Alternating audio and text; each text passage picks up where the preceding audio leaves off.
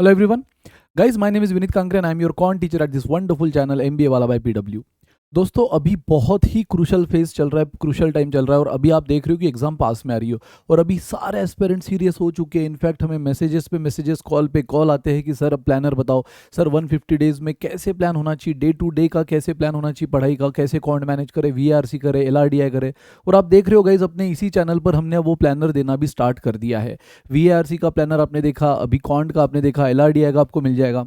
और guys planner बहुत ही बेहतरीन होता है और आपको वो बहुत हेल्प करता है और स्टूडेंट उस प्लानर के हिसाब से स्टार्ट भी करते हैं लेकिन उसको अंजाम तक नहीं लेकर जा सकते। और उस चीज में यानी स्टार्ट करने से लेकर अंजाम तक लेकर जाने तक जो हर्डल्स, जो प्रॉब्लम, जो भी फेस आप करते हो गाइज, उसको कैसे सेटल करें वो आज मैं बताने वाला हूं। यानी गाइज आज के मेरे वीडियो में मैं आपको बताने वाला हूं प्री रिक्विजिट।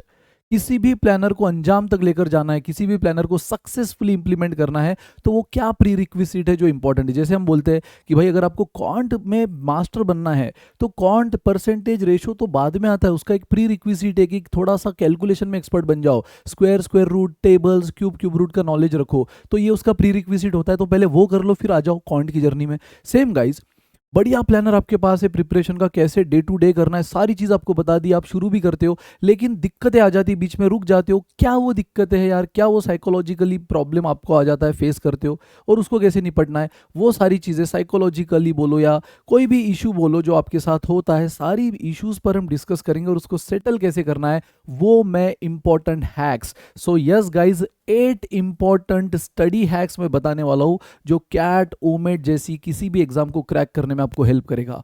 तो गाइज प्लानर तो आपको हेल्प करेगा ही, है ना, लेकिन प्लानर को सक्सेसफुली इंप्लीमेंट करते, प्लानर तो तब हेल्प करेगा ना जब आप उसको सक्सेसफुली इंप्लीमेंट करोगे। लेकिन अगर उसको करने में दिक्कत जा रही है तो वो कौन सी चीज़ें जो आपको फॉलो करना है सो दैट वो सही से इंप्लीमेंट करो और सो दैट आप अपने अंजाम तक, अपने बेस्ट रिजल्ट, ड्रीम स्कोर तक पहुंच जाओ। सो यस गाइस, सबसे पहले शुरू करते हैं अपना पहला study hack, identify your productive hours. Yes guys, इन पर पहले काम कर लो, ये प्री रिक्विजिट है। आज जितने भी पॉइंट मैं बोलूंगा ना इस पर पहले काम कर लो तो जो भी प्लानर हम आपको दे रहे हैं वो आप बहुत अच्छी से अंजाम तक लेकर जाओगे और सक्सेसफुली इंप्लीमेंट करके अपना ड्रीम स्कोर ले लोगे। सो गाइज मुझे बताओ, प्रोडक्टिव आवर्स, अगेन ये हर एक के केस में अलग होता है। मैं अगर अपना पर्सनल बताऊं ना गाइज, मेरी आदत थी जब मैं इंजीनियरिंग कर रहा था, मेरी आदत थी कि यार जो भी पढ़ाई है ना, अगर कल भी एग्जाम है, जो भी पढ़ाई है आज करके ही मैं सोऊंगा। मतलब 3 बजे 4 बजे, यानी होता था मेरा फ्रेंड जो रूममेट था मुझे बोलकर सोता था कि यार देख तू तो 3 बजे तक पढ़ेगा ही, तू 4-5 बजे तक तो पढ़ेगा ही, तो जब सोएगा मेरे को उठा देना। क्योंकि उनका जो प्रोडक्टिव आवर था वो शायद मॉर्निंग का था, उनको 4 बजे सुबह उठकर अच्छी पढ़ाई होती होगी। मेरा तो ऐसा यार, एक बार सो लिया कि फिर तो उठना मुश्किल है और उठ भी गया तो आधी पढ़ाई तो नींद में करूंगा। ये मेरा है यार, ये पर्सन टू पर्सन वेरी होगा। तो प्रोडक्टिव आवर्स हर एक का अलग अलग होता है। जैसे मैंने कहा कि मैं तो हर चीज़, भले ही मुझे सोने में फिर 4 बज रही है, 5 बज रही है, डजेंट मैटर, मैं पूरा खत्म करके सोता था। फिर भले ही 2 घंटा सोना पड़े चलेगा, है ना, 3 घंटा सोना पड़े, 9 बजे पेपर है, 3 घंटा सो जाऊंगा, लेकिन पूरा ऐसा नहीं कि 2 बजे तक किया फिर सो गया और 4 बजे उठूंगा, नहीं। तो यार ये मेरा केस था। हर एक का केस अलग होता है, किसी का रात में होता है वो प्रोडक्टिव आवर्स, किसी का अर्ली मॉर्निंग होता है, किसी का आफ्टरनून भी हो सकता है। तो आपको अपना प्रोडक्टिव आवर ढूंढना होगा और वो प्रोडक्टिव आवर सिर्फ और सिर्फ स्टडी के लिए यूज करना होगा गाइस। और मतलब आपका जब तक अभी कैट एग्जाम नहीं होता उतना पूरा period, for that particular period आपको वो प्रोडक्टिव आवर्स आपके सबसे क्रूशियल काम के लिए यूज करना है। और इस फेज में आपका सबसे क्रूशियल काम है कैट को क्रैक करना। तो गाइज वो प्रोडक्टिव आवर आपको ढूंढना होगा। वो किसी का मॉर्निंग में 2 घंटा और किसी का इवनिंग में भी 2 घंटा हो सकता है ना। ऐसा नहीं कि मॉर्निंग यानी मॉर्निंग ही है। किसी को लगता है कि हाँ सर मॉर्निंग में 5 से 7 मेरी बढ़िया पढ़ाई होती है और रात में 10 से 12 अच्छी होती है, तो वो देख लो यार, अपना प्रोडक्टिव आवर ढूंढो। क्योंकि देखो आपको हम देख रहे हैं, हमने आपको प्लानर बना दिया, इस घंटे में ये करना है, इस पर्टिकुलर दिन ये करना है, एक एक तारीख का प्लानर आपको दिया है। तो यार लेकिन उस हिसाब से गाइज उस दिन में करना तो है, ये टॉपिक करना है, आपको बता दिया है, लेकिन अब आप सोचोगे सर कब करूँ, कौन सा टाइम करूँ, तो वही तो आपको ढूंढना है आपके लिए वो प्रोडक्टिव आवर कौन सा है गाइस। मॉर्निंग 1.5 घंटा, इवनिंग 1.5 घंटा, या मॉर्निंग 1.5 घंटा, आफ्टरनून 1.5 घंटा, जो भी आपको बेटर लगे, ठीक है। आप वर्किंग हो, आप स्टूडेंट हो, आप जो कॉलेज जा रहे हो, जो भी आपका फेज है आपको मालूम है, उस हिसाब से इतने सालों तक आप कौन से टाइम पे सबसे बेस्ट पढ़ाई करते आए हो वो टाइम आपको ढूंढना है। So identify your productive hour. Second guys, identify your grasping style, learning style. Again ये स्टूडेंट टू स्टूडेंट वेरी करता है।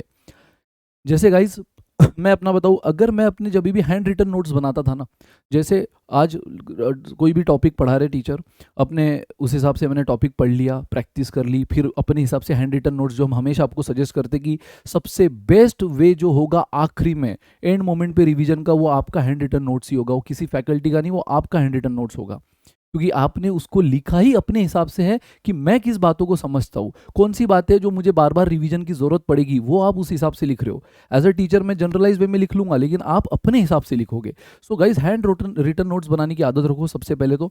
और अब जैसे मैं जब हैंड रिटन नोट्स बनाता था ना, अब उसमें अगर मैं कोई क्वेश्चन भी लिख रहा हूँ प्रैक्टिस के लिए, वो मैं सिर्फ पढ़ लेता था बाद में, क्योंकि मुझे उतना पता है मैंने लिखा है, वो मेरे दिमाग में छप गया, ये मेरे हिसाब से मैं बोल रहा हूँ। तो अब मैं पढ़ लेता था, सिर्फ पढ़ता था मैं हैंड रिटन नोट्स को। किसी किसी स्टूडेंट का ऐसा होता है कि नहीं, उनको पढ़कर कुछ नहीं होता, उनको वही चीज़ वापस लिखना भी पड़ता है, शायद लिख कर याद हो तो, है ना। किसी किसी स्टूडेंट का ऐसा भी होगा कि एक बार सर आप पढ़ाते हो, उसका हमें लाइव में सिर्फ हमें क्लैरिटी तो पूरी मिल जाती है, लेकिन वो कॉन्फिडेंस, वो जो चमका फैक्टर है वो नहीं आता है, तो हमें उसका एक बार रिकॉर्डिंग देखना पड़ता है, और उसके बाद रिकॉर्डिंग देखते देखते हम अपनी हैंड रिटन नोट्स बनाते हैं, और उसके बाद हम उसको एक बार वापस रीड करते हैं और फिर सोते हैं। गाइज, हर एक स्टूडेंट का अगेन ये भी स्टाइल वैरी करेगा। जैसे किसी किसी को हो सकता है लाइव के बाद रिकॉर्डिंग देखने की जरूरत ही ना पड़े, लाइव देख लिया, लाइव देखते देखते अपने हैंड रिटन नोट्स बना लिए, और एक क्विक रिवीजन, एक क्विक रीडिंग उसको दे दी और सो गए। ठीक है, वो चीज़ देखो गाइज, ये क्विक रिवीजन, अगेन मैंने रिवीजन स्ट्रेटेजी पे एक वीडियो बनाया है, उसमें देखना शॉर्ट टर्म लॉन्ग टर्म। ये quick revision every day is required, 10 minute का क्विक रिवीजन हर दिन डिमांड करेगा अब आपसे। ठीक है, आपका ब्रेन 10 मिनट का रिवीजन हर दिन डिमांड करेगा। अब चीज़ें बढ़ती जा रही है, सिलेबस बढ़ते जा रहा है, ठीक है, 3 3 सब्जेक्ट, इतना सिलेबस कवर हो चुका है, होने वाला है। तो गाइज, आपको अब हर दिन 10 मिनट का रिवीजन करना है, और वो रिवीजन कहाँ से करोगे? अगेन आपके हैंड रिटन नोट से। कैसे करोगे? लाइव देख लिया आपने, हैंड रिटन नोट्स बना लिए, एक बार 10 मिनट का रीडिंग कर लो। लाइव देख लिया, उससे क्लैरिटी आई, लेकिन अभी भी कॉन्फिडेंस के लिए एक बार रिकॉर्डिंग देख लिया, रिकॉर्डिंग देखते देखते हैंड रिटन नोट्स बनाए, उससे 10 मिनट का एक बार रीडिंग कर लो। तो यार, अपनी लर्निंग स्टाइल, अपनी ग्रास्पिंग स्टाइल क्या है, ये आपको बहुत अच्छे से पता है ना। ये 5th और 6th स्टैंडर्ड के स्टूडेंट होते तो उनको बताना पड़ता कि क्या अच्छा होता है, लेकिन आपको पता है इतने सालों तक आप यहाँ तक पहुँच चुके हो अपने एजुकेशन के फेज़ में, तो आप वो सारी पढ़ाओ 10th 12th पार करके ही आए हो ना, तो आपको मालूम है कि आपका स्टाइल क्या है। तो आप अपने स्टाइल को समझो और उसको फॉलो करो। मैं इसलिए बोल रहा हूँ गाइज, स्टूडेंट इन्फ्लुएंस हो जाते हैं दूसरों की बातों में। किसी ने आपको बोल दिया कि यार एक काम करो, लाइव देख लो, उसके बाद रिकॉर्डिंग कंपलसरी देखो। अगर रिकॉर्डिंग देख के आपको लग रहा है आपका टाइम वेस्ट हो रहा है, क्योंकि ये सारी बातें आपके दिमाग में छप चुकी है, तो मत देखो। आपका स्टाइल आपसे बेटर कोई नहीं जान सकता। अगर आपने लाइव देख लिया, रिकॉर्डिंग देख लिया, उसके बाद किसी ने बोला कि हाँ, फिर वो जो एक्स्ट्रा बुक्स है उसमें से प्रैक्टिस करो, ठीक है, नॉट रिक्वायर्ड गाइज। अगर आपको लग रहा है कि इससे आप अननेसेसरी पूरा कंफ्यूज हो रहे हो, अभी फिलहाल आपने लाइव देखा है, रिकॉर्डिंग देखा है, तो मैं सजेस्ट करूंगा जिन क्वेश्चंस की रिकॉर्डिंग देखा है पहले उन्हीं को तो सॉल्व कर लो बिना देखे। मैं तो हमेशा बोलता हूँ बिना देखे उन्हीं को सॉल्व कर लो। जब उसमें कॉन्फिडेंस आ जाए, जब उसमें आपको पूरी तरह क्लैरिटी आ जाए, फिर extra material low, step by step जाओ।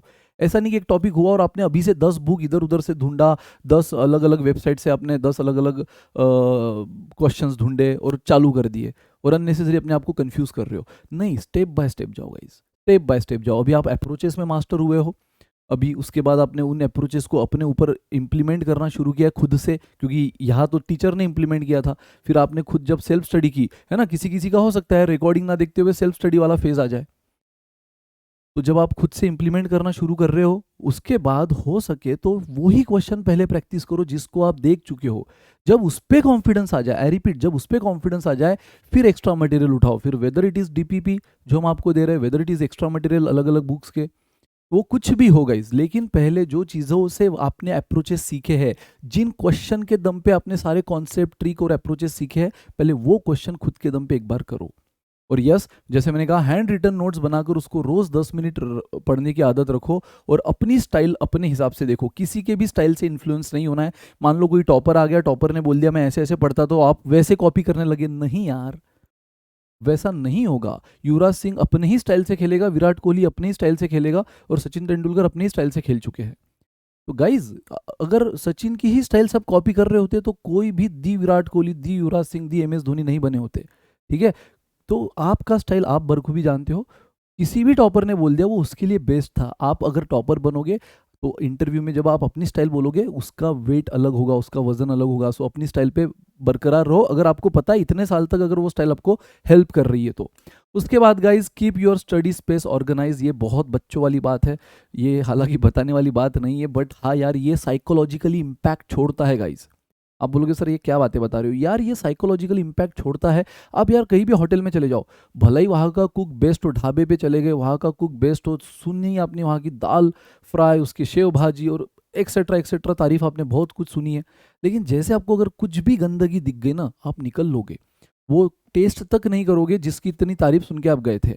एम्बियंस मैटर करता है गाइज, उससे आपका कहीं तो भी साइकोलॉजिकल इम्पैक्ट पड़ता है, जिससे आपका कहीं ना कहीं एक प्रोडक्टिविटी बढ़ती है। और दूसरी फायदा यह है कि यार आप अगर अपनी चीज़ें, अब मैंने जैसे कहा चीज़ें बढ़ रही है, अब आपका रफ बुक, फॉर्मूला बुक है ना, आप जो खुद बना रहे हो, हैंड रिटन नोट्स, 3 3 सब्जेक्ट, उनके सारे बुक्स, उनके सारे रफ बुक, जब सब चीज़ें मिक्स होगी और फिर एक करने गए उसको ढूंढोगे, फिर वो अपने प्रोडक्टिव टाइम का 5 10 मिनट अगर वो ढूंढने में आप निकाल रहे हो, तो यार आपने कितना अनप्रोडक्टिव कर दिया, फिर ये कितना नॉन प्रोडक्टिव काम कर दिया। तो गाइज इसीलिए थोड़ा ऑर्गेनाइज रखो, प्रॉपर कॉन्ट का ये है भाई, ये सेक्शन वीआरसी का ये सेक्शन है, एलआरडीए का ये है, कॉन्ट में भी प्रॉपर फॉर्मूला बुक का ये रहा सेट, इसका अरिथमेटिक का ये रहा सेट, अलजेब्रा का ये रहा सेट। जितना ऑर्गेनाइज रहोगे पढ़ाई करने में मजा आएगा, और ये जो नॉन प्रोडक्टिव फालतू टाइम वेस्ट हो ना वो बचेगा। तो यस ये इम्पैक्ट छोड़ता है साइकोलॉजिकल, और वो इतना अगर सब मेस्ट रहा ना तो आपको लगेगा चलो निकलो यार इस एम्बियंस से, एम्बियंस अच्छा होना जरूरी है। Guys fourth, manage your stress. Yes ये इंपॉर्टेंट है, ये चीज़ आपके साथ हो रही है मुझे पता है, मैसेजेस आते हैं गाइस, फोन्स आते हैं गाइस, आपके साथ ये चीज़ें होती है कि पढ़ते पढ़ते कहीं तो कोई टॉपिक अचानक से टफ लगने, बहुत सही चल रहा था, अचानक से एक टफ टॉपिक आ गया, मान लो अलजेब्रा का, मान लो DILR की बहुत ही टफ केस कर ली, VRC का बहुत ही टफ RC कर लिया, और कहीं तो वापिस स्ट्रेस में आ गया, यार कैसे होगा, हमसे यही नहीं बन रहा, आगे कैसे बनेगा। यार अगेन आपको अपनी स्ट्रेस को मैनेज करना होगा। अगर आप देखो तो ये सबके साथ हो रहा है, आप में से कोई टॉपर बनने वाला है उनके साथ भी हो रहा है, जो नहीं बनने वाला है उनके साथ भी हो रहा है। बस अब आप दोनों में गैप का है, जो टॉपर बनने वाला है अपने स्ट्रेस को मैनेज करके वो आगे बढ़ता रहा, मूव ऑन करता रहा, आप रुक गए, जो नहीं टॉपर बन रहा है, ठीक है, आप रुक गए, स्ट्रेस में आ गए। गाइस स्ट्रेस को हावी नहीं होने देना, ये बहुत बड़े लाइफ के, बहुत सक्सेसफुल लाइफ के एक छोटे से एग्जाम का एक छोटा सा पड़ाव है। आई रिपीट, बहुत सक्सेसफुल लाइफ के एक छोटी सी एग्जाम कैट का एक छोटा सा पड़ाव है ये, ठीक है। जो भी आपको एक क्वेश्चन दिक्कत दे रहा है, जो भी एक RC या जो भी एक केसलेट आपको दिक्कत दे रहा है, उसके लिए लाइफ नहीं रुकनी चाहिए। मतलब आपने एकदम नहीं नहीं हो रहा है छोड़ दो, फ्रस्ट्रेट हो गए, स्ट्रेस में आ गए, नहीं, उस मोमेंट पे आपको जो सही लगता है ना वो करो। पेरेंट्स से बात करना है पेरेंट्स से करो, जिसको आप आइडल मानते हो उससे बात करो, अगर आपको लग रहा है कोई फनी वीडियोस देखोगे उससे अच्छा लगेगा वो देखो, ठीक है। बाहर दोस्त को मिलकर आगे वो करो, मैनेज करो स्ट्रेस को, बट उसको आदत मत बना लो कि अरे स्ट्रेस आ रहा है चलो मिल के आते दोस्त को ठीक है। तो यार उस मोमेंट पे अगर जब लिटरली लग रहा है ना गिव अप करने का मन कर रहा है, तब थोड़ा सा आप उस जोन से बाहर आ जाओ, उस जोन से बाहर आ जाओ, मत बैठो उस स्टडी टेबल पे।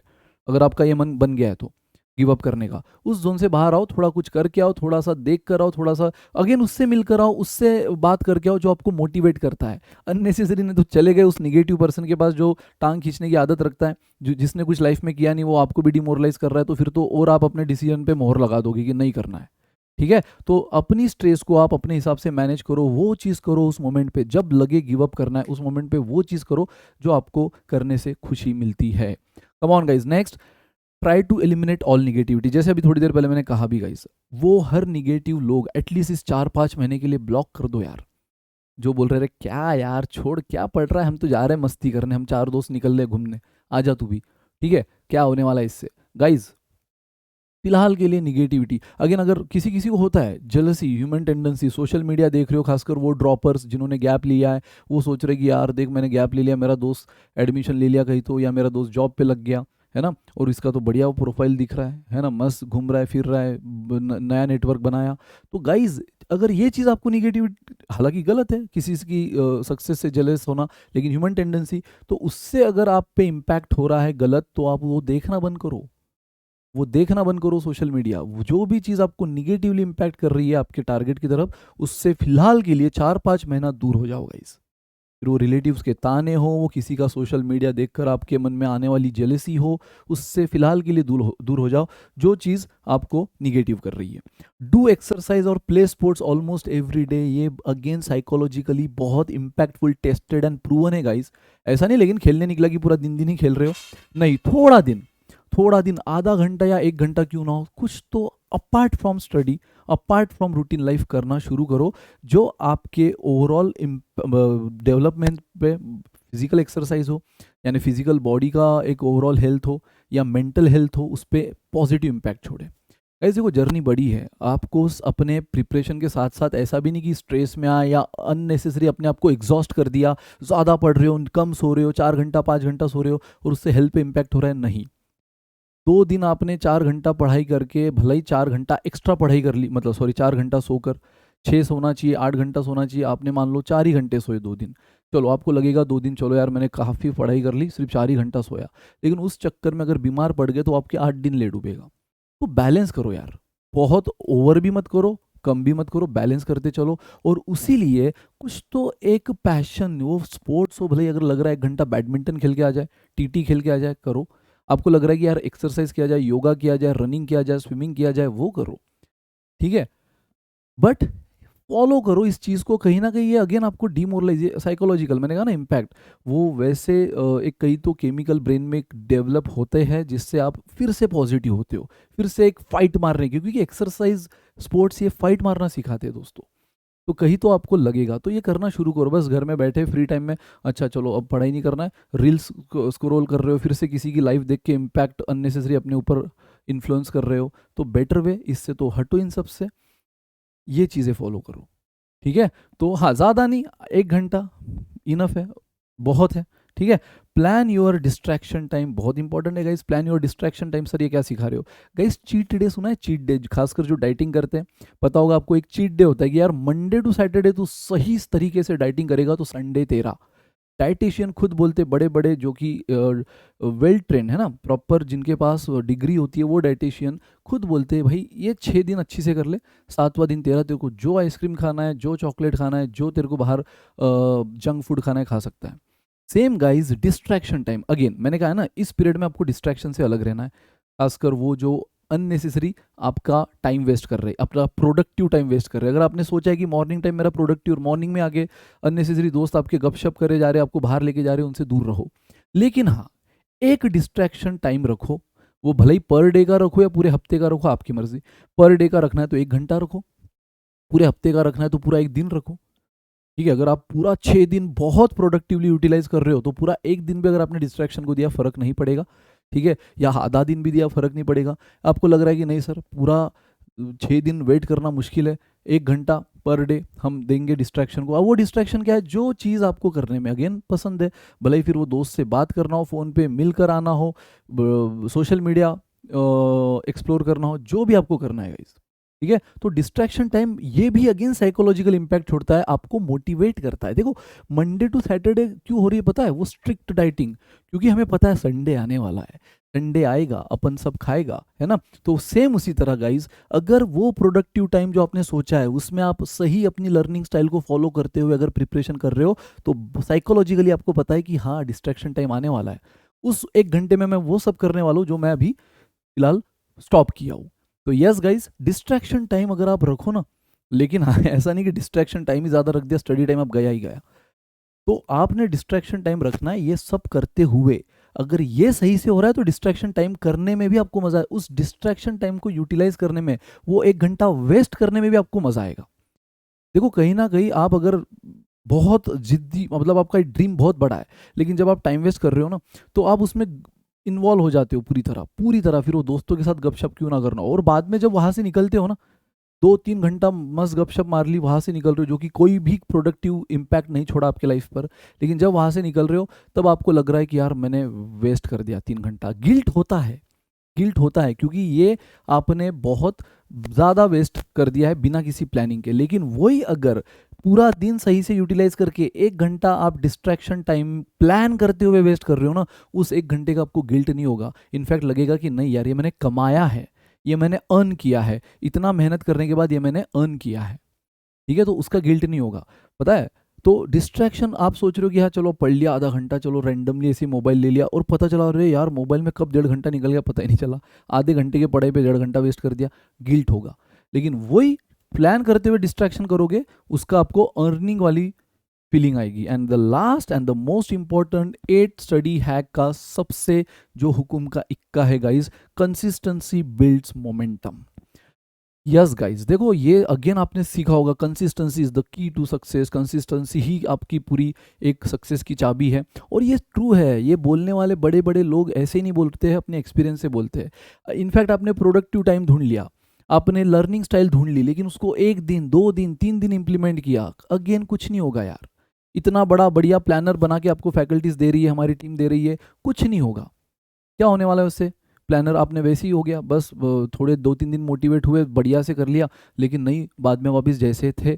तो गाइज अगर इन हर चीज़ को आप कंसिस्टेंटली, इसलिए मैंने कहा इस पूरे हैक का हुकुम का इक्का, प्रोडक्टिव आवर ढूंढ लिया है, उसको कंसिस्टेंटली एग्जाम तक फॉलो करो।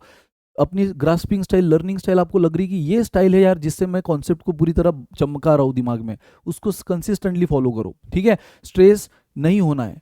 ठीक है, आप चीज़ों को ऑर्गेनाइज, हम 2 दिन बढ़िया होता है ना, कभी कभी हम जब क्लीनलीनेस पे आते हैं कि हाँ 2 दिन बढ़िया से एकदम अपना रूम क्लीन कर दिया, और तीसरे चौथे दिन वापस जैसे थे, नहीं, अब इसको कंसिस्टेंटली ऑर्गेनाइज वैसे रखना है।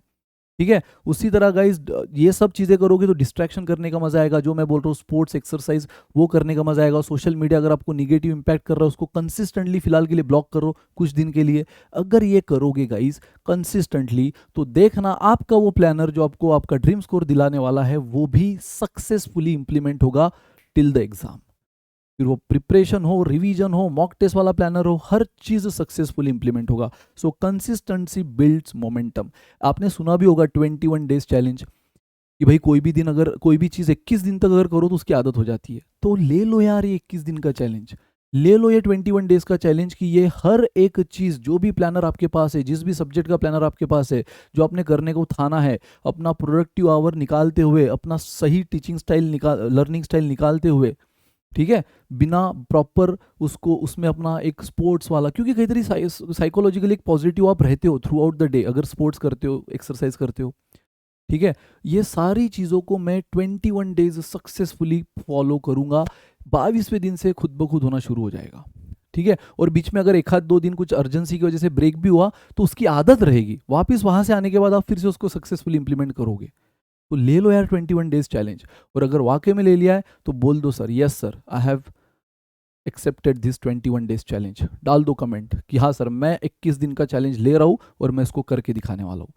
तो yes guys, thank you so much. देखो ये सारी की सारी कोई बोल बच्चन नहीं है, ये सब साइंटिफिकली प्रूवन हैक्स है जो आपको सक्सेस देती है। ये उन्हीं सक्सेसफुल लोगों ने बताई हुई हैक्स है जिन्होंने अपने कहीं तो एक्सपीरियंस से निकाला है। लेकिन हाँ, यहाँ पे इसलिए इसको मैंने जनरलाइज वे में बोला, किसी सक्सेसफुल इंसान का, जैसे मैंने कहा, प्रोडक्टिव आवर कुछ और होगा, आपका कुछ और है, आप अपने हिसाब से जाओ।